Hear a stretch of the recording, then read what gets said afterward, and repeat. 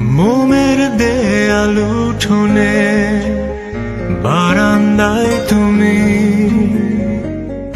একটু দূরে দাঁড়িয়ে রোদের হাতছানি ভেঙে দিয়ে সে মোমের দেয়ালটা আসবে আমার কোলে। নিয়ম ভাঙতে যে সাহস সঞ্চারী আসবে সে আমারই। চলো